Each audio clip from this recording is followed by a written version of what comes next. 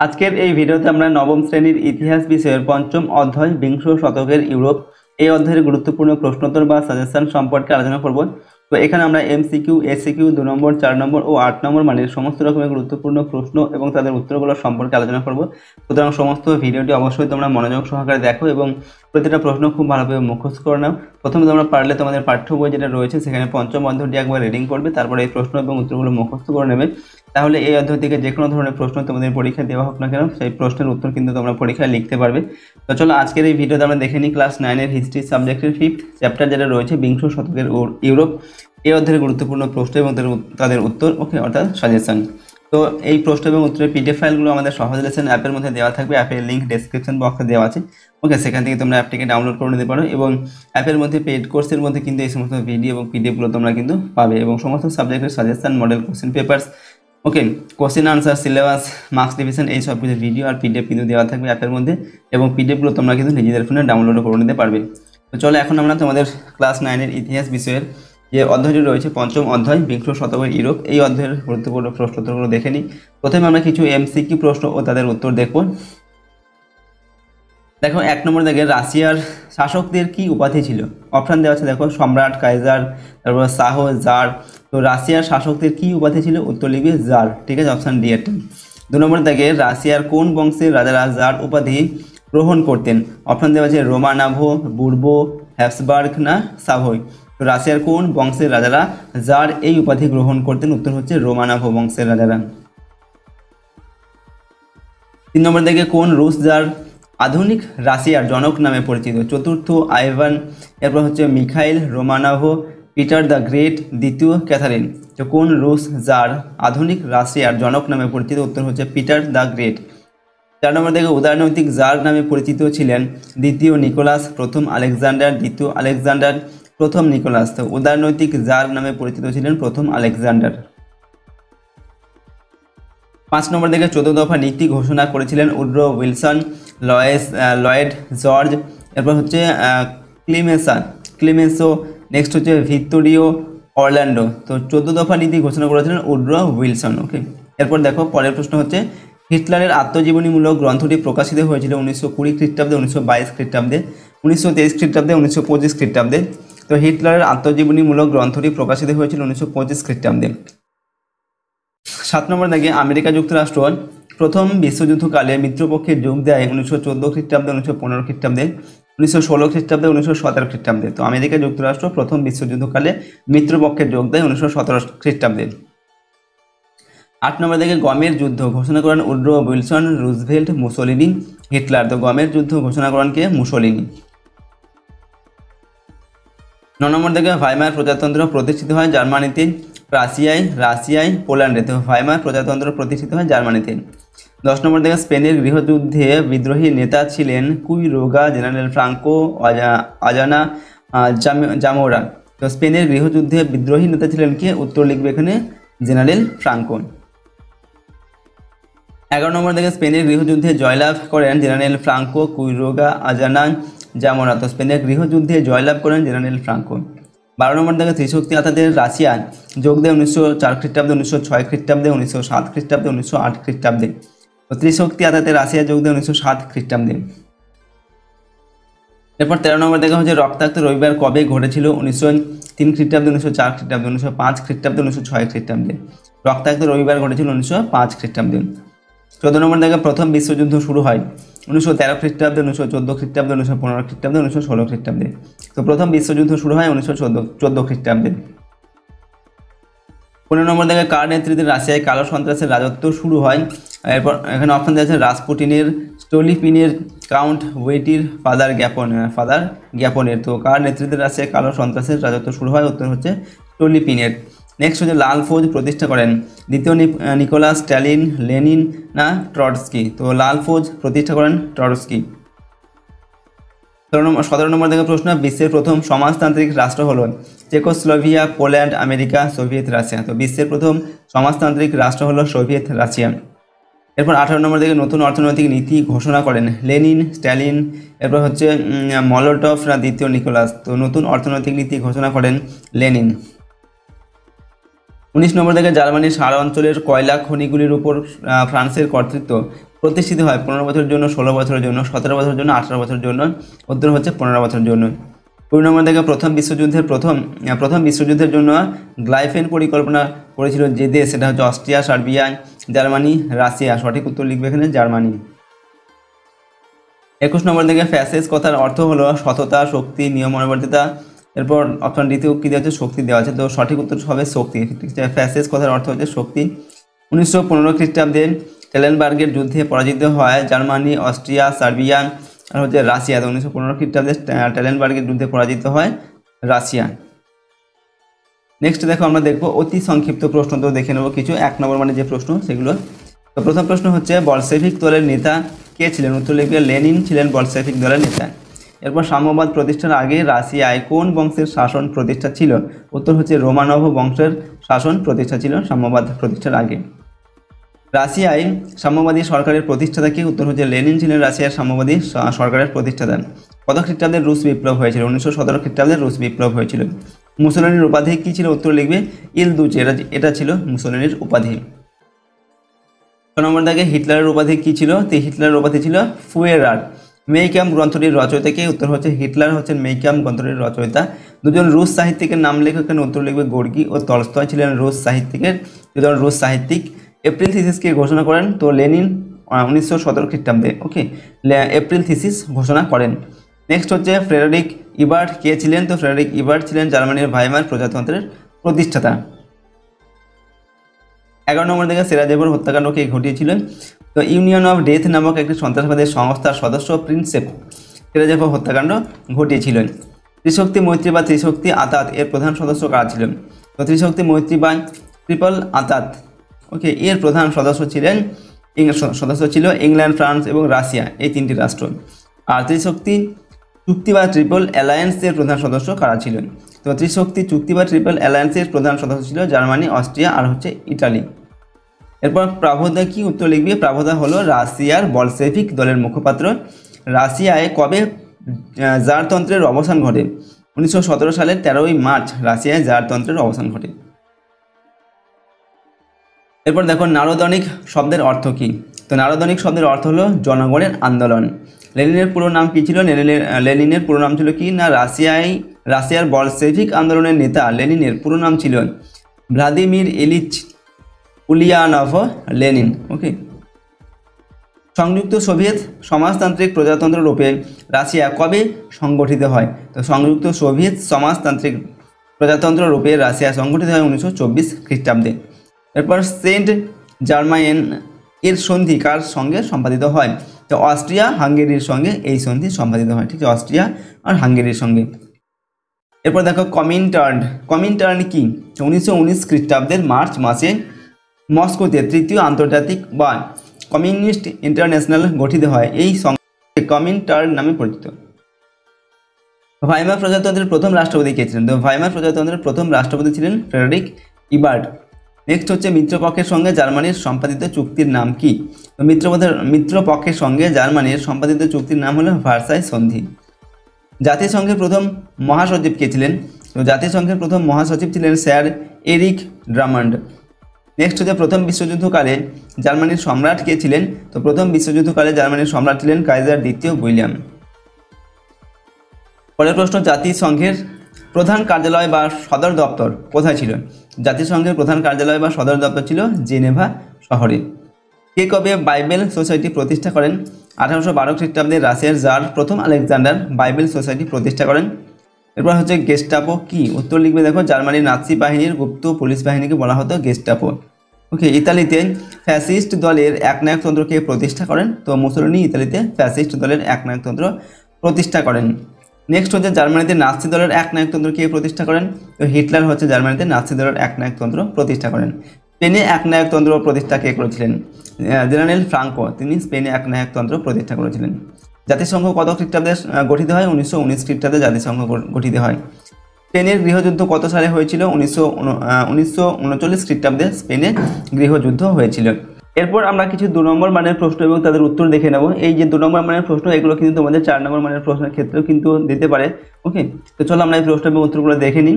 তো প্রথম প্রশ্ন হচ্ছে 1 নম্বর দাগের প্রশ্ন, রাশিয়ায় জারতন্ত্র বলতে কি বোঝায়? এখানে উত্তর লিখবে 1613 খ্রিস্টাব্দে রাশিয়ার মিখাইল রোমানভের প্রতিষ্ঠিত রাজবংশ রোমানভ রাজবংশ নামে পরিচিত। এই বংশের রাজারা জার উপাধিতে ভূষিত হতো বলে এই বংশের শাসনকাল জারতন্ত্র নামে পরিচিত। 1917 খ্রিস্টাব্দে রুশ বিপ্লবের মাধ্যমে রাশিয়ায় জারতন্ত্রের পতন ঘটে। ওকে, নেক্সট হচ্ছে দেখো 2 নম্বর দেখে মুক্তিদাতা জার কাকে এবং কেন বলা হয়। তো দ্বিতীয় আলেকজান্ডারকে মুক্তিদাতা জার বলা হয়। এর কারণগুলি আলোচনা করা হলো। তো 1 নম্বর হচ্ছে ভূমিদাস প্রথার অবসান ঘটান তিনি, ঠিক আছে। 2 নম্বর হচ্ছে ভূমিদাসের মুক্তি প্রদান হয় 1861 খ্রিস্টাব্দে। এরপর 3 নম্বর হচ্ছে ভূমিদাসরা স্বাধীন নাগরিকের মর্যাদা লাভ করে।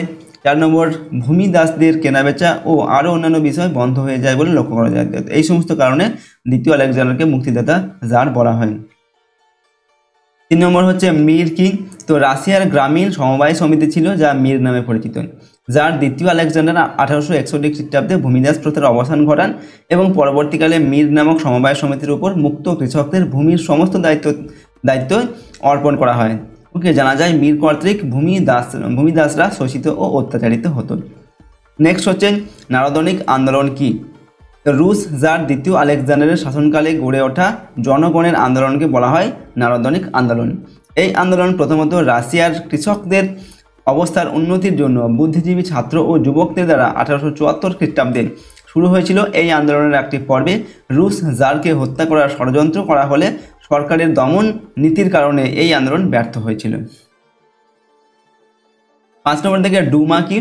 1905 খ্রিস্টাব্দে প্রথম রুশ বিপ্লবে ভয় পেয়ে জার দ্বিতীয় নিকোলাস নির্বাচনের মাধ্যমে আইন পরিষদ বা ডুমা গঠনের সিদ্ধান্ত নেন। রাশিয়ার জাতীয় পরিষদ ডুমা নামে পরিচিত। ওকে, জাতীয় পরিষদ বা যে পার্লামেন্ট, ঠিক আছে, রাশিয়ার যে পার্লামেন্ট সেটা ডুমা নামে পরিচিত। 1906 খ্রিস্টাব্দে প্রথম ডুমার অধিবেশন বসেছিল। নেক্সট হচ্ছে 6 নম্বর দেখে পেট্রোগ্রাড ধর্মঘট কি। 1917 খ্রিস্টাব্দের 4 মার্চ যার দ্বিতীয় নিকোলাসে স্বৈরাচারী শাসনের বিরুদ্ধে রাশিয়ায় পেট্রোগ্রাড শহরে বলশেভিকদের শ্রমিকরা যে ধর্মঘট করেছিল তা পেট্রোগ্রাড ধর্মঘট নামে পরিচিত। এই ধর্মঘটে প্রায় 80 থেকে 90,000 শ্রমিক যোগদান করেছিলেন। শ্রমিক ও কৃষকদের মজুরি বৃদ্ধি ও খাদ্যের দাবিতে এই ধর্মঘট হয়েছিল। পরের প্রশ্ন, মার্চ বিপ্লব কাকে বলে। 1917 খ্রিস্টাব্দের মার্চ মাসে শ্রমিক ধর্মঘট, সরকারি অস্ত্রাগার লুট ও বিচারালয়গুলিতে আগুন ধরানো প্রভৃতি ঘটনার মাধ্যমে বিপ্লবীরা রাজধানী পেট্রোগ্রাড শহর দখল করে নেয়। এর ফলে রুশ জার দ্বিতীয় নিকোলাস বাধ্য হয়ে পদত্যাগ করেন এবং রাশিয়ার বুর্জোয়া নেতা প্রিন্স জর্জ লুভভ এর নেতৃত্বে একটি স্থায়ী প্রজাতান্ত্রিক সরকার গঠিত হয়। এইভাবে রাশিয়াতে রোমানভ বংশের পতন ঘটে বলে ঘটনাটি মার্চ বিপ্লব নামে পরিচিত। 8 নম্বর হচ্ছে কেরেনস্কি কে ছিলেন। তো কেরেনস্কি ছিলেন রাশিয়ার মেনশেভিক দলের নেতা। 1917 খ্রিস্টাব্দের মার্চে জারতন্ত্রের অবসান ঘটলে যে অস্থায়ী সরকার প্রতিষ্ঠিত হয় তাতে তিনি প্রধানমন্ত্রী হন। তবে ওই বছরের নভেম্বর মাসে বলশেভিকরা ক্ষমতা দখল করলে তিনি আমেরিকায় পালিয়ে যান। পরের প্রশ্ন দেখো, এপ্রিল থিসিস কি। 1917 খ্রিস্টাব্দের 16 এপ্রিল লেনিন তার নিজস্ব চিন্তাধারা এবং যে বিখ্যাত কর্মধারা প্রকাশ করেন তা এপ্রিল থিসিস নামে পরিচিত। লেনিন এতে বলেন 1 নম্বর হচ্ছে বলশেভিকরাই জারতন্ত্রের পতন ঘটেছিল এবং শাসন ক্ষমতা তাদেরই প্রাপ্য। 2 নম্বর হচ্ছে কৃষক শ্রমিক শ্রেণী সহ সরবরাহ শ্রেণীর একনায়কতন্ত্র প্রতিষ্ঠা করতে হবে, ঠিক আছে। এই হচ্ছে এপ্রিল থিসিস। এরপর 10 নম্বর দেখে 1917 খ্রিস্টাব্দের নভেম্বর বিপ্লব বা রুশ বিপ্লব বা বলশেভিক বিপ্লবের গুরুত্ব বা ফলাফল লেখ, ঠিক আছে। তো রুশ বিপ্লব যদি বলা হয় কিংবা বলশেভিক বিপ্লব বা নভেম্বর বিপ্লব যদি বলা হয় তার গুরুত্ব লেখো। সেক্ষেত্রে কিন্তু আমাদের একটাই উত্তর হবে। তো কীভাবে উত্তর লিখবে দেখো, 1917 সালের নভেম্বর মাসে রাশিয়ায় যে বিপ্লব সংঘটিত হয়েছিল তা নভেম্বর বিপ্লব বা রুশ বিপ্লব নামে পরিচিত, ঠিক আছে, বা বলশেভিক বিপ্লব নামে পরিচিত। এই বিপ্লবের গুরুত্ব বা ফলাফলগুলি হলো 1 নম্বর রাশিয়ার রোমানভ বংশের পতন ঘটিয়ে সর্বহারা শ্রেণীর একনায়কতন্ত্র প্রতিষ্ঠিত হয়। 2 নম্বর পুনরায় রুশ সাম্রাজ্যের অন্তর্গত অরুশ জাতিগুলি সমমর্যাদা ও সমান অধিকার লাভ করে এবং রাশিয়াতে সমাজতন্ত্র প্রতিষ্ঠিত হয় ও ইউরোপের বিভিন্ন দেশে সাম্রাজ্যবাদের প্রসার ঘটে, ঠিক আছে। এইগুলো হচ্ছে রুশ বিপ্লবের ফলাফল বা বলশেভিক বা নভেম্বর বিপ্লবের ফলাফল। 11 নম্বর দেখা হচ্ছে রুশ বিপ্লবের সামাজিক প্রভাব কী ছিল। রুশ বিপ্লবের বেশ কয়েকটি সামাজিক প্রভাব ছিল, সেগুলো নিম্নে আলোচনা করা হলো। 1 নম্বর হচ্ছে রাশিয়াতে সংখ্যাগরিষ্ঠ শ্রমিক কৃষক শ্রেণীর সামাজিক অধিকার প্রতিষ্ঠিত হয়েছিল, ঠিক আছে। সংখ্যাগরিষ্ঠ যে শ্রমিক এবং কৃষক, ঠিক আছে, তাদের সামাজিক অধিকার প্রতিষ্ঠিত হয়েছিল। 2 নম্বর, রুশ সাম্রাজ্যের অন্তর্গত অরুশ জাতিগুলি সমমর্যাদা ও সমান অধিকার লাভ করে। 3 নম্বর, বিভিন্ন দেশের সাম্যবাদী ও শ্রমিক আন্দোলন জনপ্রিয় হয়ে ওঠে। ওকে, এরপর 12 নম্বর দেখা হচ্ছে রাশিয়ার ইতিহাসে 1917 সাল বা 1917 এর গুরুত্ব কী। তো লেনিনের নেতৃত্বে রাশিয়ায় 1917 সালে বলশেভিক বিপ্লব সংঘটিত হয়েছিল। এর দ্বারা রাশিয়ায় জারতন্ত্রের অবসান ঘটে এবং রাশিয়া বিশ্বের প্রথম সমাজতান্ত্রিক রাষ্ট্র হিসেবে আত্মপ্রকাশ করে। তো এটাই হচ্ছে রাশিয়ার ইতিহাসে 1917 সালের গুরুত্ব। 13 নম্বর দেখা হচ্ছে 1917 খ্রিস্টাব্দের বলশেভিক বিপ্লবের সাফল্যের কারণগুলি কী ছিল। তো 1917 খ্রিস্টাব্দে বলশেভিক বিপ্লবের সাফল্যের বিভিন্ন কারণ আলোচনা করা হলো। 1 নম্বর হচ্ছে বলশেভিক দলের নেতা লেনিনের সুযোগ্য নেতৃত্ব। 2 নম্বর হচ্ছে প্রথম বিশ্বযুদ্ধে রাশিয়ার ধারাবাহিক বিপর্যয়। 3 নম্বর, কেরেনস্কি ব্যবস্থার দুর্বলতা জনসমক্ষে প্রকট হয়ে যায়। 4 নম্বর হচ্ছে তৎকালীন আন্তর্জাতিক পরিস্থিতি। ওকে, তো এইগুলি ছিল বলশেভিক দলের অর্থাৎ লেনিনের সাফল্যের কারণ, ঠিক আছে। বলশেভিক দলের নেতা কে ছিলেন? লেনিন ছিলেন। তো তার সাফল্যের কারণগুলি ছিল এইগুলো। 14 নম্বর জায়গায় কাকে এবং কেন আধুনিক রাশিয়ার জনক বলা হয়। তো পিটার দ্য গ্রেটকে আধুনিক রাশিয়ার জনক বলা হয় কারণ হচ্ছে ব্রেসিয়ার উন্নতির জন্য বিভিন্ন সংস্কারমূলক কাজ করে জনগণের কৃতজ্ঞতা ভাজন হয়েছিলেন। 2 নম্বর, তিনি রাশিয়ায় সেনাবাহিনী দিয়ে বিভিন্ন সংস্কার করেছিলেন। 3 নম্বর হচ্ছে বৈদেশিক ক্ষেত্রে ও কূটনীতিতে দক্ষতার পরিচয় দিয়েছিলেন। তো এইগুলো হচ্ছে এই যে পিটার দ্য গ্রেটকে আধুনিক রাশিয়ার জনক বলা হয়, তার কারণগুলো এইগুলো। রুশীকরণ নীতি বলতে কী বোঝেন। তো ক্রিমিয়ার যুদ্ধ ও পোল্যান্ড বিদ্রোহের পর রাশিয়ার জাররা ইউরাল এলাকায় পোল্যান্ড, লিথুয়ানিয়া, ইউক্রেন, ফিনল্যান্ড, বেসারাবিয়া বা মোল্ডাভা প্রভৃতি এলাকার অরুশদের উপর রুশ ভাষা ও রুশ সংস্কৃতি চাপিয়ে দেওয়ার নীতি নিয়েছিলেন। এই নীতিটি রুশীকরণ নীতি নামে পরিচিত। নেক্সট হচ্ছে 16 নম্বর থেকে থার্ড সেকশন কি। তো রাশিয়ার গুপ্ত পুলিশ বাহিনীকে বলা হতো থার্ড সেকশন। 1962 খ্রিস্টাব্দে জার প্রথম নিকোলাস এটি স্থাপন করেন। এই বাহিনীকে বিদ্রোহ ও বিপ্লব দমনে কাজে লাগানো হয়। অবশেষে 1880 খ্রিস্টাব্দে এটিকে রদ করে রাশিয়াতে পুলিশ বাহিনী গঠন করা হয়। রক্তাক্ত রবিবার কি, উত্তর লিখবে 1905 খ্রিস্টাব্দের 22 জানুয়ারি রবিবার রাশিয়ার সেন্ট পিটার্সবার্গে একদল নিরস্ত্র শ্রমিক বিভিন্ন দাবি দেওয়া নিয়ে রাশিয়ার জার দ্বিতীয় নিকোলাসকে একটি স্মারকলিপি দিতে যায়। এই অভিযানে রুশ সেনারা গুলি চালালে শতাধিক আন্দোলনকারীর মৃত্যু হয়। রাশিয়ার ইতিহাসে এই ঘটনা রক্তাক্ত রবিবার বা 1905 খ্রিস্টাব্দের বিপ্লব নামে পরিচিত। মেনসেভিক ও বলশেভিক কথার অর্থ কী। তো রাশিয়ার সোশ্যাল ডেমোক্রেটিক লেবার পার্টির সংখ্যাগরিষ্ঠ সদস্যরা মেনসেভিক এবং সংখ্যাগরিষ্ঠ সদস্যরা বলশেভিক নামে পরিচিত, ঠিক আছে। সংখ্যাগরিষ্ঠ বলতে সংখ্যায় যারা বেশি তারা বলশেভিক নামে পরিচিত, আর সংখ্যায় যারা কম তারা ছিল মেনসেভিক নামে পরিচিত, ঠিক আছে। 1903 খ্রিস্টাব্দে এই পার্টির সদস্যদের মধ্যে নীতি ও আদর্শকে কেন্দ্র করে মতবিরোধ দেখা দেয়। অর্থাৎ এই যে social Democratic party, labour party, এই পার্টির মধ্যে মতবিরোধ দেখা যায় 1903 খ্রিস্টাব্দে, ঠিক আছে। এবং ও পার্টি ভেঙে 2 ভাগে ভাগ হয়ে যায়। লেনিনের অনুগামী সংখ্যাগরিষ্ঠ থাকায় তারা বলশেভিক এবং মার্টোভের অনুগামীরা মেনসেভিক নামে পরিচিত হয়। অবশেষে 1912 খ্রিস্টাব্দে আনুষ্ঠানিকভাবে এই 2 গোষ্ঠী পৃথক রাজনৈতিক দলে পরিণত হয়, ঠিক আছে। তো এই হচ্ছে মেনসেভিক আর হচ্ছে বলশেভিক।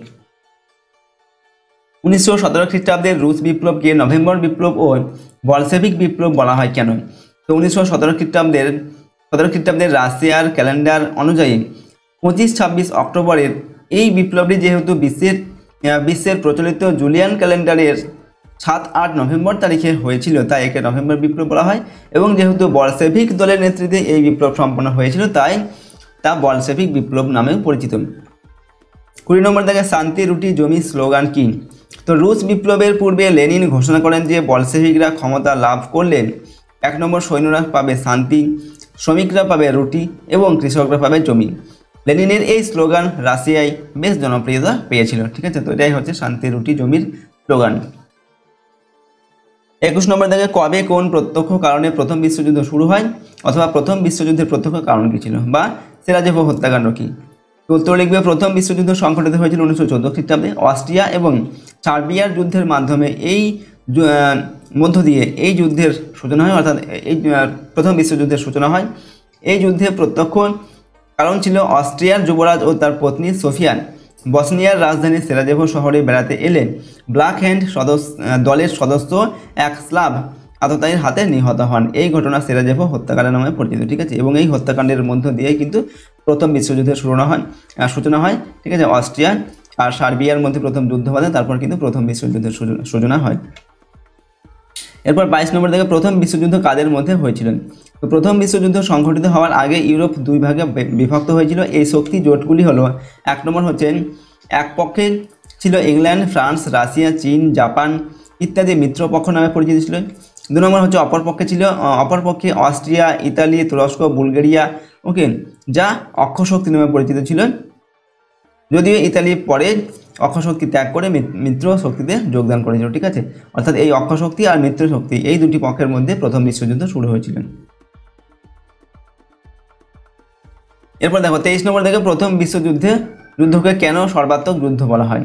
তো প্রথম বিশ্বযুদ্ধকে সর্বাত্মক যুদ্ধ বলা হয়, এর কারণগুলি হলো, 1 নম্বর 4 বছর স্থায়ী এই যুদ্ধ সামরিক বাহিনীর সেনার পাশাপাশি অসামরিক বাহিনীও এই যুদ্ধে জড়িয়ে পড়েছিলেন। 2 নম্বর ইউরোপ ছাড়িয়ে এই যুদ্ধ জলে, স্থলে ও আকাশে বিস্তার লাভ করে সর্বব্যাপী যুদ্ধে পরিণত হয়েছিলেন। 3 নম্বর এই যুদ্ধ ছিল সবচেয়ে ধ্বংসাত্মক এবং ব্যয়বহুল, ঠিক আছে। তো এই সমস্ত কারণে প্রথম বিশ্বযুদ্ধকে সর্বাত্মক যুদ্ধ বলা হয়। এরপর দেখো প্যারিসের শান্তি সম্মেলনে বৃহৎ চতুর্শক্তি বা বিগ ফোর নামে কারা পরিচিত হয়েছিল। এখানে উত্তর লিখবে প্রথম বিশ্বযুদ্ধ শেষ হয়েছিল 1919 খ্রিস্টাব্দে। প্যারিসের শান্তি সম্মেলনে বিজয়ী মিত্র শক্তির প্রতিনিধিরা যোগ দিলেও সর্বোচ্চ ক্ষমতা ছিল মোট 4টি দেশের হাতে।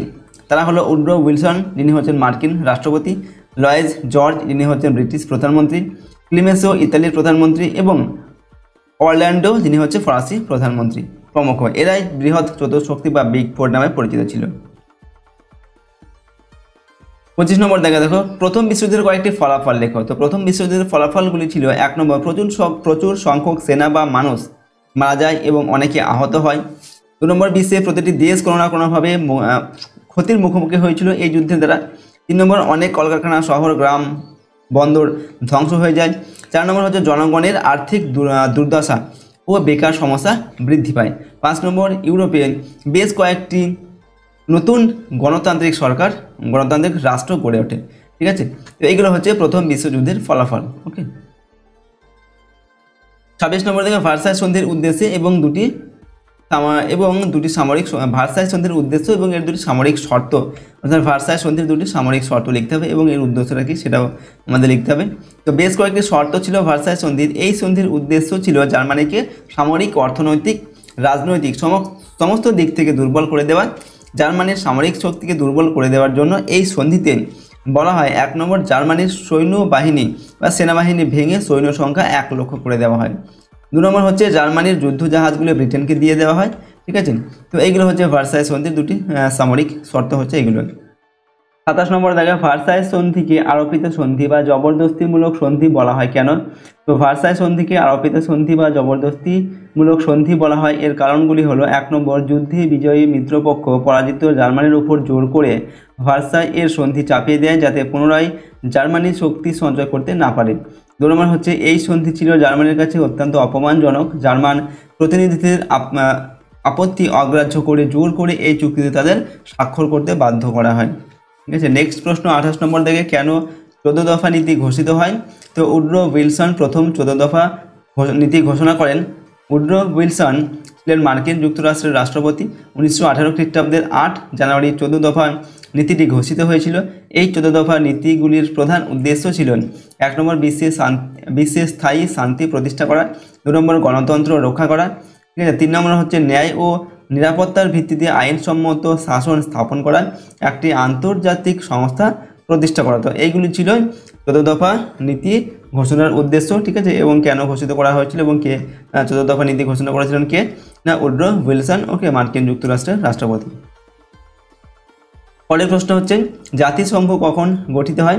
তো উড্রো উইলসন তার 14 দফা নীতিতে জাতিসংঘ প্রতিষ্ঠার কথা বলেছিলেন। প্রথম বিশ্বযুদ্ধের পর আন্তর্জাতিক শান্তি ও নিরাপত্তা রক্ষার প্রয়োজন অনুভূত হয়।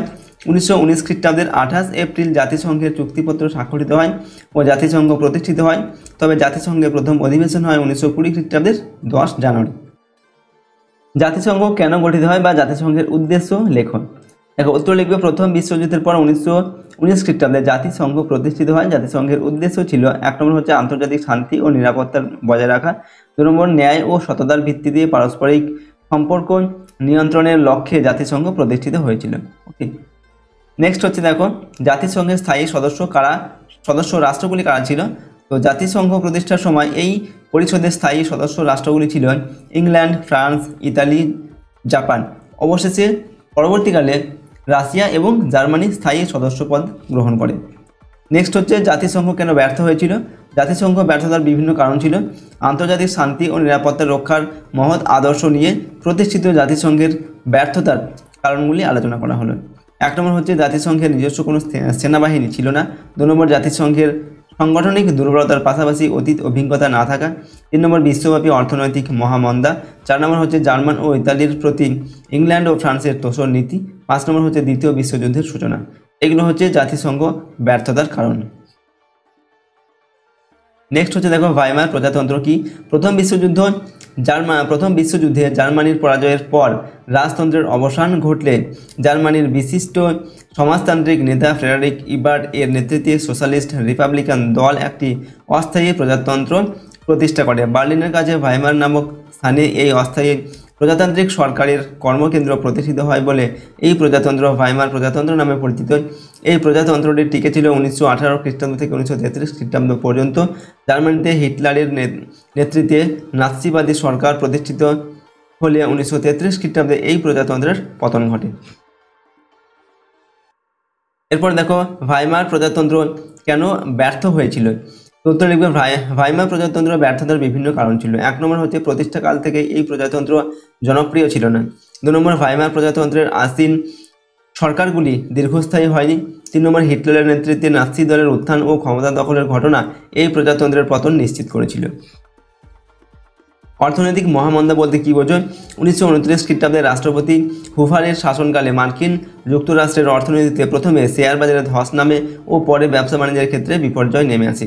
এর ফলে ক্রয় বিক্রয় উৎপাদনের ক্ষেত্রে যে মন্দা দেখা দেয় তা অর্থনৈতিক মহামন্দা নামে পরিচিত। মহামন্দা চলেছিল প্রায় 1 দশক। মুসোলিনি কে। উত্তর লিখবে, মুসোলিনি ছিলেন ইটালির ফ্যাসিস্ট দলের নেতা। 1922 খ্রিস্টাব্দে ইটালির মন্ত্রী হয়ে মুসোলিনি সর্বময় ক্ষমতার অধিকারী বা ইল দুচে হয়েছিলেন। ঠিক আছে, নেক্সট হচ্ছে হিটলারকে। উত্তর লিখবে, এখানে হিটলার ছিলেন জার্মানির নাৎসি দলের নেতা এবং জার্মানির চ্যান্সেলর। ঠিক আছে, 1933 খ্রিস্টাব্দে পরে জার্মানির রাষ্ট্র ক্ষমতা দখল করে এবং দ্বিতীয় বিশ্বযুদ্ধে যোগদান করে। নেক্সট হচ্ছে ফুয়েরার ও ইল দুচে কারা। উত্তর লিখবে, হিটলার জার্মানির সর্বময় ক্ষমতা দখল করে ফুয়েরার বলে খ্যাতি হয়েছিলেন। ফুয়েরার শব্দের বা কথার অর্থ হচ্ছে সর্বোচ্চ শাসক। এরপর মুসোলিনি ইটালির সর্বময় ক্ষমতা দখলের পর ইল দুচে বলে খ্যাত হন। নেক্সট প্রশ্ন দেখো, ফ্যাসিবাদ কি। উত্তর লিখবে, ফ্যাসিবাদ হলো ইতালিতে মুসোলিনির নেতৃত্বে পরিচালিত সরকার ও তার উগ্র জাতীয়তাবাদী রাজনৈতিক মতবাদ। মুসোলিনির নেতৃত্বে ফ্যাসিস্ট দল ইতালির রাজনৈতিক ক্ষমতা দখল করে আগ্রাসী, জাতিবিদ্বেষী, উগ্র জাতীয়তাবাদী ও একনায়কতন্ত্রের শাসন ব্যবস্থা প্রবর্তন করে, যা ফ্যাসিবাদ নামে পরিচিত। নেক্সট হচ্ছে ফ্যাসিস্ট দল কে কেন প্রতিষ্ঠা করেন। ইতালিতে ফ্যাসিস্ট দল প্রতিষ্ঠা করেন বেনিতো মুসোলিনি। ফ্যাসিস্ট দলের প্রধান উদ্দেশ্য হলো 1 নম্বর কমিউনিস্টদের ধ্বংস করা, 2 নম্বর সাম্রাজ্যবাদী নীতি গ্রহণ করে আন্তর্জাতিক ক্ষেত্রে ইতালির হারানো মর্যাদা পুনঃপ্রতিষ্ঠা করা এবং রাষ্ট্রের মর্যাদা বৃদ্ধির জন্য শক্তিশালী পররাষ্ট্রনীতি গ্রহণ করা। নেক্সট হচ্ছে নাৎসিবাদ কি। উত্তর লিখবে, হিটলারের নেতৃত্বে পরিচালিত একটি উগ্র জাতীয়তাবাদী রাজনৈতিক মতবাদ হলো নাৎসিবাদ। জার্মানিতে প্রতিষ্ঠিত নাৎসিবাদ দল ক্ষমতায় এলে জার্মানিতে এই মতবাদ জনপ্রিয় হয়ে ওঠে। এই মতবাদ ফ্যাসিবাদের মতোই আগ্রাসী, জাতিবিদ্বেষী, একনায়কতন্ত্রের রাজনৈতিক মতাদর্শ। হিটলারের লেখা মেই ক্যাম্প হলো নাৎসিবাদের বাইবেল। নাৎসিবাদ ও ফ্যাসিবাদের মধ্যে দুটি পার্থক্য লেখন। নাৎসিবাদ ও ফ্যাসিবাদের বিভিন্ন পার্থক্য লক্ষ্য করা যায়। 1 নম্বর হচ্ছে নাৎসিবাদ ফ্যাসিবাদের তুলনায় বেশি ভয়ঙ্কর ও উগ্র হলেও নাৎসিবাদ যতটা ইহুদি বিদেশে ছিল, ফ্যাসিবাদ ততটা ছিল না। 2 নম্বর, ফ্যাসিবাদ ইতালির অর্থনীতিকে মজবুত করতে পারেনি এবং বেকার সমস্যার মতো বিভিন্ন সমস্যা থেকে গিয়েছিল, কিন্তু নাৎসিবাদ জার্মানিতে এই সকল বিষয়ে সাফল্য অর্জন করতে পেরেছিল। এরপর হচ্ছে ফ্যাসিবাদ ও নাৎসিবাদের মধ্যে দুটি সাদৃশ্য উল্লেখ করো, অর্থাৎ দুটি মিল লিখতে হবে। দেখো, ফ্যাসিবাদ ও নাৎসিবাদের মধ্যে বিভিন্ন সাদৃশ্য লক্ষ্য করা যায়। 1 নম্বর, রাজনৈতিক সাদৃশ্য, গণতন্ত্রের পরিবর্তে একদলীয় একনায়কতন্ত্রী শাসন লক্ষ্য করা যায়। দলের একচেটিয়া প্রাধান্য প্রতিষ্ঠার জন্য বাক স্বাধীনতা, সংবাদপত্রের স্বাধীনতা রাষ্ট্র কর্তৃক কেড়ে নেওয়া হয়। 2 নম্বর হচ্ছে অর্থনৈতিক সাদৃশ্য, উভয় মতাদর্শের অর্থনৈতিক ব্যবস্থাকে কেন্দ্রীভূত করার উপর জোর দেওয়া হয়। এরপর হচ্ছে গণতন্ত্রের সঙ্গে ফ্যাসিবাদের পার্থক্য লেখ। তো গণতন্ত্রের সঙ্গে ফ্যাসিবাদের বিভিন্ন পার্থক্য লক্ষ্য করা যায়। 1 নম্বর, গণতন্ত্র ও ফ্যাসিবাদ দুটি সম্পূর্ণ ভিন্ন ধর্মীয় রাজনৈতিক মতবাদ। 2 নম্বর, জনগণের মতের উপর প্রতিষ্ঠিত শাসন ব্যবস্থা হলো গণতন্ত্র। আর 3 নম্বর হচ্ছে গণতন্ত্রে বিরোধী দল মর্যাদাপূর্ণ মত প্রকাশের ক্ষেত্রে গুরুত্বপূর্ণ ভূমিকা গ্রহণ করে। অপরদিকে ফ্যাসিবাদী শাসন ব্যবস্থায় বিরোধী দলের কোনো ভূমিকা নেই বলে জানা যায়। 45 নম্বর দাগে হিটলারের উত্থানের কারণ লেখো, অথবা জার্মানিতে নাৎসি দলের জনপ্রিয়তার কারণ কী ছিল। দেখো, উত্তর লিখবে হিটলারের উত্থানের বিভিন্ন কারণ ছিল। জার্মানিতে হিটলারের উত্থান ও নাৎসি দলের জনপ্রিয়তা ছিল। এর কারণগুলো নিম্নে আলোচনা করা হলো। 1 নম্বর, অপমানজনক ভার্সাই চুক্তির বিরুদ্ধে নাৎসি দলের প্রচার। 2 নম্বর, জার্মানির বিভিন্ন সমস্যার সমাধানে ভাইমার প্রজাতন্ত্রের ব্যর্থতা। 3 নম্বর, জার্মানির আর্থসামাজিক সংকট, বেকারত্ব, খাদ্যাভাবের পরিপ্রেক্ষিতে নাৎসি দলের ইতিবাচক প্রচার। 4 নম্বর, হিটলারের ব্যক্তিত্ব দ্বারা জার্মানির মনে আশার সঞ্চার। ওকে, এরপর দেখো, জার্মানিতে 1933 খ্রিস্টাব্দে হিটলারের প্রধানমন্ত্রী পদে প্রতিষ্ঠার মাধ্যমে হিটলারের ক্ষমতার উত্থান সম্ভব হয়। তো এগুলো হচ্ছে হিটলারের উত্থানের কারণ, বা জার্মানিতে নাৎসি দলের জনপ্রিয়তার কারণ। নেক্সট হচ্ছে হেরেনভক তত্ত্ব কি। তো হিটলার মনে করতেন জার্মানরাই একমাত্র বিশুদ্ধ আর্য জাতির রক্তের অধিকারী ও বিশ্বের শ্রেষ্ঠ জাতি। এ কারণে জার্মান জাতি অন্যান্য জাতির উপর আধিপত্য স্থাপনের অধিকারী। তার এই তত্ত্বই হেরেনভক তত্ত্ব নামে পরিচিত। মেই ক্যাম্প গ্রন্থটিকার রচনা, এটি কেন বিখ্যাত। তো মেই ক্যাম্প 1925 খ্রিস্টাব্দে লেখা, ঠিক আছে। এটি আত্মজীবনীমূলক একটি গ্রন্থ। এই গ্রন্থের রচয়িতা ছিলেন জার্মানির নাৎসি নেতা হিটলার। এই গ্রন্থে হিটলারের রাজনৈতিক চিন্তাধারা ও কর্মসূচির পরিচয় পাওয়া যায় বলে এই গ্রন্থটি নাৎসিবাদের বাইবেল নামে পরিচিত। স্পেনের গৃহযুদ্ধ কি। 1936 খ্রিস্টাব্দে স্পেনের দুর্বল প্রজাতান্ত্রিক সরকারের বিরুদ্ধে জেনারেল ফ্রান্সিসকো ফ্রাঙ্কোর নেতৃত্বে যে রক্তক্ষয়ী সংঘর্ষের সূচনা হয় তা স্পেনের গৃহযুদ্ধ নামে খ্যাত। দীর্ঘদিন এই যুদ্ধ চলার পর 1939 খ্রিস্টাব্দে জার্মানির ও ইতালির সাহায্যপুষ্ট হয়ে জেনারেল ফ্রাঙ্কো স্পেনের প্রজাতন্ত্রের উচ্ছেদ ঘটিয়ে সে দেশে একনায়কতন্ত্র প্রতিষ্ঠা করেন। এরপর দেখো 49 দাগের প্রশ্ন, জেনারেল ফ্রাঙ্কো কে ছিলেন। এখানে উত্তর লিখবে জেনারেল ফ্রান্সিসকো ফ্রাঙ্কো ছিলেন 1936 থেকে 1939 খ্রিস্টাব্দ পর্যন্ত স্পেনের গৃহযুদ্ধের বিদ্রোহী গোষ্ঠীর নেতা। তিনি এই গৃহযুদ্ধে জয়লাভ করেন এবং স্পেনের রাষ্ট্রনায়ক বা করিলোতে পরিণত হন। তার সময়ের স্পেনকে ফ্রাঙ্কোবাদী স্পেন বলা হয়। নেক্সট হচ্ছে হুভার মোরাটোরিয়াম বলতে কি বোঝো।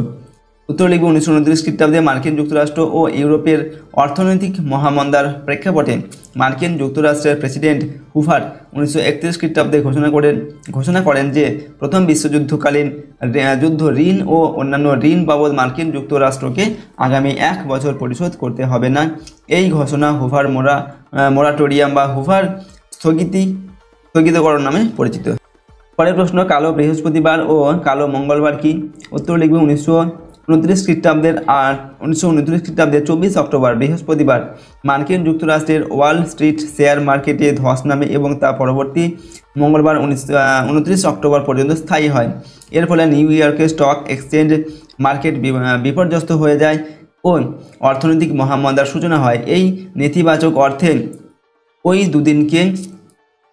দুদিনকে যথাক্রমে কালো বৃহস্পতিবার ও কালো মঙ্গলবার বলা হয়। পরের প্রশ্ন দেখো, এরপর আমরা দেখো 8 নম্বর মানের প্রশ্ন এবং 4 নম্বর মানের প্রশ্ন তো দেখে নেব, ঠিক আছে। এই প্রশ্নগুলো তোমাদের কিন্তু 4 নম্বর মানের প্রশ্নের ক্ষেত্রেও দিতে পারে এবং 8 নম্বর মানের প্রশ্নের ক্ষেত্রেও কিন্তু দিতে পারে প্রশ্নগুলো। তো প্রথম প্রশ্ন হচ্ছে রুশ বিপ্লব বা বলশেভিক বিপ্লব বা নভেম্বর বিপ্লবের কারণ আলোচনা করো, ঠিক আছে। একই কথা, রুশ বিপ্লব বা বলশেভিক বিপ্লব বা নভেম্বর বিপ্লব যে কোনো ভাবেই কিন্তু তোমাদের পরীক্ষায় দিতে পারে। তো দেখে নাও কীভাবে উত্তর লিখবে। রুশ বিপ্লবের কারণ, 1917 সালের রুশ বিপ্লবের কারণগুলো নিচে আলোচনা করা হলো। 1 নম্বর হচ্ছে জারের স্বৈরাচার। রাশিয়ার সম্রাটকে জার বলা হতো। জাররা রাশিয়ায় স্বৈরাচারী শাসন ব্যবস্থা কায়েম করেছিল। স্বৈরাচারী জার শাসন থেকে মুক্তি পাওয়ার লক্ষ্যে রুশরা এই বিপ্লবে যোগ দেয়। 2 নম্বর হচ্ছে কৃষকদের অসন্তোষ। রাশিয়ার জার দ্বিতীয় আলেকজান্ডার ভূমিদাস প্রথার উচ্ছেদ প্রাথমিকভাবে ঘটালেও রুশ কৃষকদের অবস্থার সেরকম উন্নতি ঘটেনি। কৃষকরা তাদের এই চরম দুর্দশা থেকে রেহাই পাওয়ার আশায় বিপ্লবের পথ বেছে নেয়। 3 নম্বর শ্রমিকদের অসন্তোষ। অধিক মুনাফার লোভে শিল্প কারখানাগুলির মালিকরা বিভিন্নভাবে শ্রমিকদের শোষণ করত। কম মজুরিতে দীর্ঘ সময় কাজ, অনাহার, অর্থাভাব, বস্তি জীবনের দুরবস্থা শ্রমিকদের জীবনকে দুর্বিষহ করে তুলেছিল। ফলে রাশিয়ার শ্রমিক শ্রেণীর মধ্যে অসন্তোষ দেখা দেয় এবং তারা বিপ্লবের পথ বেছে নেয়। এরপর দেখো 4 নম্বর আমরা পয়েন্ট লিখছি বলশেভিক দলের প্রভাব। লেনিনের নেতৃত্বে বলশেভিক দলের জারতন্ত্রের অবসানের জন্য বলশেভিক দল জারতন্ত্রের অবসানের জন্য বিপ্লবের ডাক দেয়। বলশেভিক দল তাদের দলীয় পত্রিকা প্রাভদার মাধ্যমে বিপ্লবের প্রচার চালায় এবং ব্যাপক জনপ্রিয়তা লাভ করে। 5 নম্বর হচ্ছে দার্শনিকদের প্রভাব। টলস্টয়, চেকোভ প্রমুখ দার্শনিক ও সাহিত্যিকরা তাদের রচনায় জারতন্ত্রের স্বৈরাচার ও রাশিয়ার অবস্থা তুলে ধরেন। এইসব রচনা দ্বারা রাশিয়ার জনগণ প্রভাবিত হয় এবং বঞ্চনা থেকে মুক্তি পাওয়ার জন্য বিপ্লবের পথ বেছে নেন। এরপর আমরা লিখছি মূল্যায়ন। লেনিনের নেতৃত্বে বলশেভিকরা 1917 সালের নভেম্বর মাসে রাশিয়ার শাসন ক্ষমতা দখল করে এবং রাশিয়া বিশ্বে প্রথম সমাজতান্ত্রিক রাষ্ট্র হিসাবে আত্মপ্রকাশ করে। এরপর 2 নম্বর দাগে ইতালিতে ফ্যাসিবাদী শক্তির উত্থান কিভাবে হয়েছিল। তো ইতালিতে মুসোলিনির নেতৃত্বে ফ্যাসিস্ট দলের ক্ষমতা দখলের প্রেক্ষাপটগুলি হলো 1 নম্বর হচ্ছে অর্থনৈতিক দুর্দশা। প্রথম বিশ্বযুদ্ধের পর ইতালির দ্রব্যমূল্য বৃদ্ধি, খাদ্যাভাব, বেকারত্ব, বৈদেশিক ঋণের পরিমাণ বৃদ্ধি প্রতিরোধে সরকার ব্যর্থ হলে ইতালিবাসীদের ক্ষোভ চরমে ওঠে। 2 নম্বর হচ্ছে ভার্সাই সন্ধির ত্রুটি। মিত্রপক্ষের সঙ্গে যুদ্ধে যোগদানকারী ইতালি যুদ্ধের পর ভার্সাই সন্ধির দ্বারা আলবেনিয়া, ফর্ম বন্দর, আফ্রিকার উপনিবেশ প্রভৃতি লাভে ব্যর্থ হয়। ফলে ক্ষুব্ধ ইতালিবাসী সে দেশের প্রচলিত সরকারের যোগ্যতার সম্পর্কে প্রশ্ন তোলে। ঠিক আছে, নেক্সট পয়েন্ট হচ্ছে 3 নম্বর দিকে ফ্যাসিস্ট দল গঠন। মুসোলিনি ইতালির মিলান শহরে 1919 খ্রিস্টাব্দে বেকার সৈনিক ও দেশ প্রেমিকদের এক সমাবেশের মাধ্যমে ফ্যাসিস্ট দল গঠন করেন বা প্রতিষ্ঠা করেন। এবার 4 নম্বর হচ্ছে মুসোলিনির প্রচার। মুসোলিনি প্রচার করেন যে প্রথম বিশ্বযুদ্ধে ইতালি মিত্রপক্ষের সঙ্গে যুদ্ধ করা সত্ত্বেও যুদ্ধের পর ভার্সাই সন্ধিতে ইতালিকে তার প্রাপ্য স্থানগুলি থেকে বঞ্চিত করা হয়েছে। তার প্রচার ইতালির সেনা অফিসার ও বেকার যুবকদের উদ্দীপ্ত করে। নেক্সট হচ্ছে 5 নম্বর পয়েন্ট ক্ষমতা দখল। মুসোলিনির রোম অভিযানের ফলে রোমের ফ্যাক্টা মন্ত্রিসভা পদত্যাগ করেন। রাজা তৃতীয় ভিক্টর ইমানুয়েল তাকে মন্ত্রিসভা গঠনের আহ্বান জানালে তার নেতৃত্বে ফ্যাসিস্ট দল ইতালির শাসন ক্ষমতা দখল করে। ঠিক আছে, ইতালির ক্ষমতা দখল করে। নেক্সট প্রশ্ন, জার্মানিতে হিটলারের নেতৃত্বে নাৎসি দলের উত্থানের পটভূমি আলোচনা করো। উত্তর লিখবে দেখো, জার্মানিতে হিটলার ও নাৎসি দলের ক্ষমতা লাভ কোনো চমকপ্রদ আকস্মিক বৈপ্লবিক ঘটনা ছিল না। হিটলারের নেতৃত্বে নাৎসি দলের ক্ষমতা দখলের প্রেক্ষাপটগুলি হলো 1 নম্বর ভার্সাই সন্ধির ভূমিকা। প্রথম বিশ্বযুদ্ধের পর মিত্র শক্তি জার্মানির উপর অন্যায় ও বৈষম্যমূলক শাসন চাপিয়ে দিলে জার্মানবাসী ক্ষুব্ধ হয়। 2 নম্বর হচ্ছে অর্থনৈতিক সংকট। যুদ্ধ পরবর্তী জার্মানিতে প্রবল অর্থনৈতিক সংকট, দ্রব্যমূল্য বৃদ্ধি, খাদ্যাভাব প্রভৃতি জটিল আকার ধারণ করে। এই অবস্থায় হিটলার জার্মানবাসীকে সুদিনের স্বপ্ন দেখিয়ে প্রচার চালান। 3 নম্বর ইহুদি বিদ্বেষ। জার্মানির সংখ্যালঘু ইহুদিরা ধনী, উচ্চ শিক্ষিত ও উচ্চ পদে চাকরি করায় সাধারণ মানুষ ইহুদিদের হিংসা করত। এই সুযোগে হিটলার ইহুদিদের বিরুদ্ধে প্রচার চালিয়ে জার্মানবাসীর মন জয় করেন। 4 নম্বর হিটলারের চমকপ্রদ ব্যক্তিত্ব, অসাধারণ কর্মদক্ষতা, সাংগঠনিক শক্তি ও আবেগপ্রবণ বক্তৃতায় নাৎসি দলের ক্ষমতা দখলে সহায়তা করে। 5 নম্বর হচ্ছে রাজনৈতিক অস্থিরতা। ভার্সাই সন্ধির পরবর্তীকালে জার্মানিতে প্রবল রাজনৈতিক অস্থিরতা দেখা দেয়। 1919 থেকে 1933 খ্রিস্টাব্দের মধ্যে সে দেশে 21টি মন্ত্রিসভা ক্ষমতা দখল করে। এরপর স্পেনের গৃহযুদ্ধের প্রেক্ষাপট ও ফলাফল আলোচনা করা। তো স্পেনের গৃহযুদ্ধের প্রেক্ষাপট বা কারণগুলি কী কিনা, প্রথম বিশ্বযুদ্ধের পর স্পেনের রাজনৈতিক এবং অর্থনৈতিক পরিস্থিতি বিশৃঙ্খল হয়ে পড়ে। এই অবস্থায় সামরিক শাসক প্রাইমো ডি রিভেরো স্পেনে একনায়কতন্ত্র প্রতিষ্ঠা করলে বিভিন্ন ঘটনাকে কেন্দ্র করে স্পেনে গৃহযুদ্ধ শুরু হয়। নিম্নে স্পেনের গৃহযুদ্ধের কারণগুলি আলোচনা করা হলো। 1 নম্বর হচ্ছে পপুলার ফ্রন্ট গঠন। 1936 খ্রিস্টাব্দে স্পেনে পপুলার ফ্রন্ট নামে জোট সরকার প্রতিষ্ঠা হয়, কিন্তু দক্ষিণপন্থীরা এই সরকারের বিরুদ্ধে দেশের বিভিন্ন স্থানে দাঙ্গা হাঙ্গামা বাঁধাতে শুরু করেন। 2 নম্বর হচ্ছে সামরিক বিক্ষোভের ক্ষোভ। দেশে বিশৃঙ্খলা চলাকালীন সরকার বেশ কিছু সামরিক কর্মচারীকে বরখাস্ত, বদলি এবং অবসর গ্রহণে বাধ্য করেন। সামরিক কর্মচারী জেনারেল ফ্রান্সিসকো ফ্রাঙ্কোকে সরকার ক্যানারি দ্বীপপুঞ্জে নির্বাসনে পাঠালে সরকারের বিরুদ্ধে সামরিক বিভাগে প্রবল ক্ষোভ ছড়িয়ে পড়ে। এরপর হচ্ছে বিদ্রোহ। বিভিন্ন দক্ষিণপন্থী দল, জমিদার, বুর্জোয়া, যাজকরা ক্ষুব্ধ সামরিক বাহিনীকে সরকারের বিরুদ্ধে রুখে দাঁড়াতে সমর্থন করেছিলেন। 1936 খ্রিস্টাব্দের জুলাই মাসে মরক্কোয় অবস্থানকারী স্পেনীয় সেনাদল বিদ্রোহ ঘোষণা করেছিল। এই বিদ্রোহের নেতৃত্ব দ্বিতীয় জেনারেল ফ্রাঙ্কো নির্বাসন ত্যাগ করে মরক্কোয় উপস্থিত হয়েছিলেন। নেক্সট হচ্ছে গৃহযুদ্ধ শুরু। এই বিদ্রোহে স্পেন সরকারের বিরুদ্ধে প্রজাতন্ত্রী, সমাজতন্ত্রী এবং কমিউনিস্টরা সরকারকে সমর্থন করেছিল, কিন্তু কার্লিস্ট, ন্যাশনালিস্ট ইত্যাদি দক্ষিণপন্থী দল এবং দেশের শিল্পপতি ভূস্বামী যাজকরা জেনারেল ফ্রাঙ্কোকে সমর্থন করেছিল। এর ফলে স্পেনে এই দুই পক্ষের মধ্যে গৃহযুদ্ধ শুরু হয়। এই যুদ্ধ 1936 খ্রিস্টাব্দ থেকে 1939 খ্রিস্টাব্দ পর্যন্ত চলেছিল। ঠিক আছে, নেক্সট আমরা লিখছি এই যুদ্ধের ফলাফল, অর্থাৎ স্পেনের গৃহযুদ্ধের ফলাফল। স্পেনের গৃহযুদ্ধের ফলাফলগুলো নিচে আলোচনা করা হলে 1 নম্বর হচ্ছে বিশ্বযুদ্ধের মহড়া। স্পেনের গৃহযুদ্ধে জেনারেল ফ্রাঙ্কো এর পক্ষে অংশ নিয়ে জার্মানির হিটলার আসন্ন বিশ্বযুদ্ধের আগে তার অস্ত্রশস্ত্র ও বিমান বাহিনীর শক্তি পরীক্ষার সুযোগ পান, তাই এই যুদ্ধকে দ্বিতীয় বিশ্বযুদ্ধের মহড়া বলা হয়। 2 নম্বরে হিটলার মুসোলিনির সুবিধা। একনায়ক ফ্রাঙ্কো জার্মানির একনায়ক হিটলার এবং ইটালির একনায়ক মুসোলিনির পক্ষ গ্রহণ করলে আন্তর্জাতিক ক্ষেত্রে হিটলার মুসোলিনির শক্তি যথেষ্ট বৃদ্ধি পায়। 3 নম্বর ইঙ্গো ফরাসি শক্তি। স্পেনের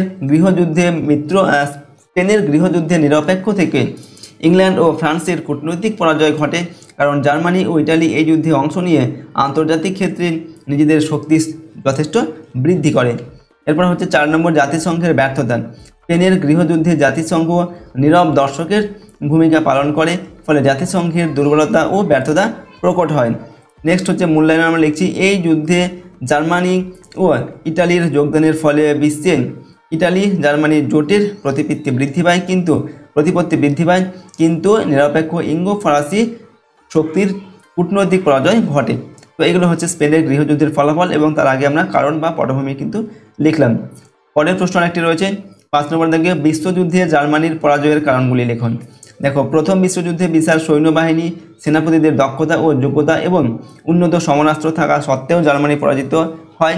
জার্মানির পরাজয়ের পশ্চাতে কারণগুলি হলো 1 নম্বর যুদ্ধ হয়েছিল দুটি জোটের মধ্যে, শুধু জার্মানির সঙ্গে অন্য কোনো একটি রাষ্ট্রের নয়।